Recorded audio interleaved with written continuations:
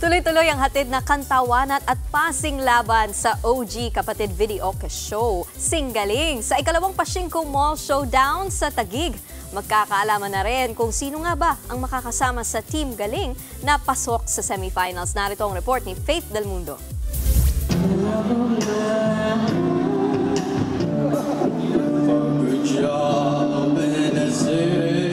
Puno ng saya at kantahan. Iyan ang pasabog ng Second Pasyingko Live Mall Showdown ng OG Kantawanan Singgaling sa Taguig kahapon. Kasama pa rin ang mauhusay na singmasters na sina Kay Brosas, Donita Nos at Randy Santiago. Yung pagtanggap sa Singgaling, ganun po ka-warm, lalong-lalo na, mas lalo namin nakikita nandito sa mga mall shows po natin. Tinatawag namin Pasyingko Mall Show. Abangan natin yung mga kaawit-bahay natin susugod dito sa mga Pasyingko Mall Showdown namin kasi parami sila. So naiinganyo talaga silang manood kasi unang-una sa galing ng mga contestants natin. Pangalawa, sa ganda ng show. So, video okay to, pati sila napapakanta. Semi-finals na, ang ganda nun. Pakatapos, alam niyo na kung ano doon, pakatapos nun, grand finals na. Kaya ito yung tama nga sabi ni Ethel, salang-sala na to. Ito mga Videoke stars namin na kasama na sa Team Galing. Ito yung mga grand finalists, talagang palong-palo na.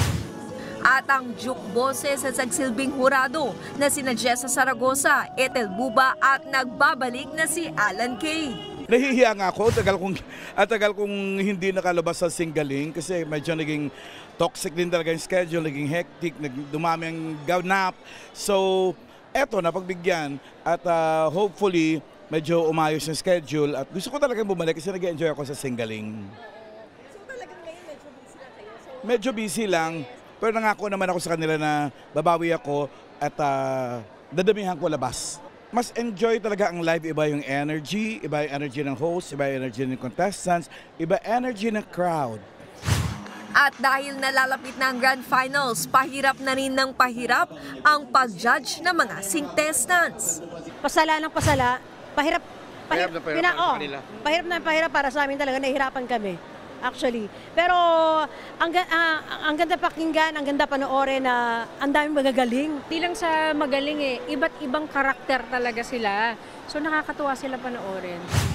Nagpasaya rin ang special guest na si Dingdong Abansado na humarana sa mga beauty queen na sina Miss Universe Philippines 2025 at Isa Manalo, Miss Philippines Supranational 2026 Maria Catrina Liagado, Miss Philippines Eco International 2026 Gabriela May Carballo at si Miss Philippines Cosmo 2025 Chelsea Fernandez. Kaya naman enjoy na enjoy ang ating mga kapatid. Super saya talaga. Lahat magagaling. Kaya very stiff yung competition.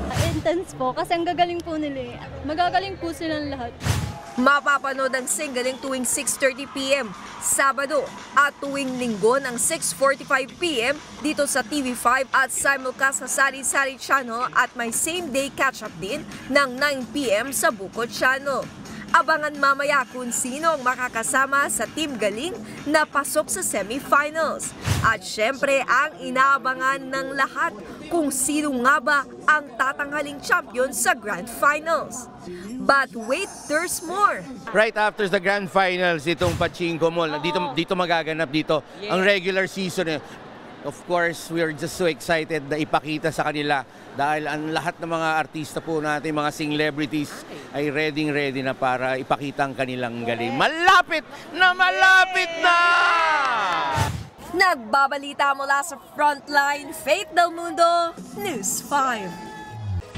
Mga kapatid, Nikki de Guzman po. Iba na ang may alam at may pakialam sa panahon ngayon.